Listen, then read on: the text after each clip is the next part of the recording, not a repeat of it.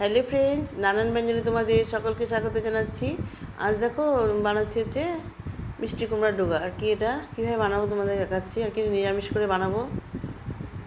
তো এখানে ডোগাগুলোকে আমি ধুয়ে কেটে নেব। আর এখানে দেখো ডাল সিদ্ধ করেছি, এর মধ্যে আমি এই ছোটো আলুগুলোকে সেদ্ধ করে নেব। এর মধ্যে একটু লবণ দিয়ে সেদ্ধ করে নিয়েছি। আর ডোগাগুলো আমার ধোয়া হয়ে গেছে। এখানে সবজি নিয়েছি, কাঁকরোল, পটল, বেগুন, মিষ্টি কুমড়া, এগুলো। তো এখন দেখো কড়াইতে তেল দিয়ে দিয়েছি। তেল দিয়ে এখন এর মধ্যে একটু শুকনো লঙ্কা দুটো আর তেজপাতা দিয়ে দিলাম। দিয়ে এখন একটু ভেজে নিচ্ছি। এখন একটু কালো জিরা ফোড়ন দিয়ে নিলাম। কালো জিরাটা ফোড়ন দিয়ে নিয়ে এখন এর মধ্যে আলু সিদ্ধ করাগুলোকে লবণ হলুদ মাখিয়ে এটা একটু ভাজা করে নিচ্ছি। এইভাবে ছোটো আলুগুলোকে ভাজা করে এখন একটু নামিয়ে নেব।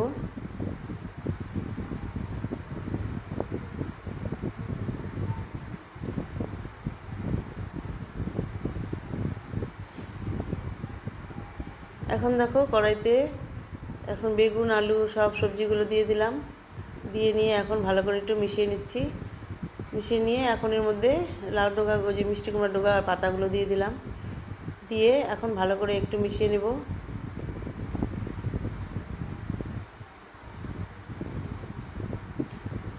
এটা আমি ঘরে যেভাবে রান্না করছি সেইভাবেই দিচ্ছি, আর অন্য রেসিপি না আর কি, এমনি আর কি। তো এখানে দেখো একটু হলুদ দিয়ে দিলাম, লবণ আর হলুদ দিয়ে ভালো করে একটু মিশিয়ে নিচ্ছি।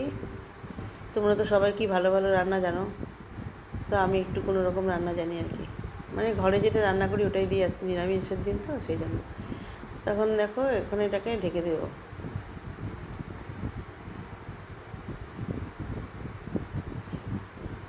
এখন এটাকে ঢেকে দিলাম। তখন দেখো ঢাকনা উঠিয়েছি, অনেকটা জল বেরিয়ে গেছে। এখন এর মধ্যে আলুগুলোকে দিয়ে দিলাম।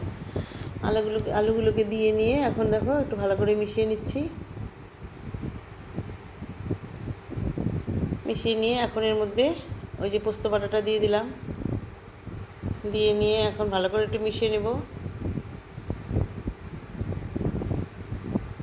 এইভাবে ভালো করে মিশিয়ে নিয়ে এখন একটু ঢেকে দেবো আবার।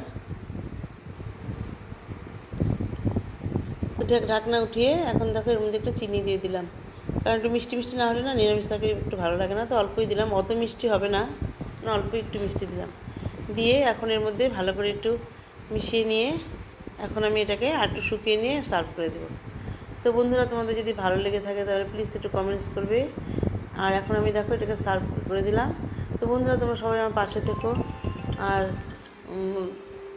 সুস্থ থেকো, ভালো থেকো। নমস্কার।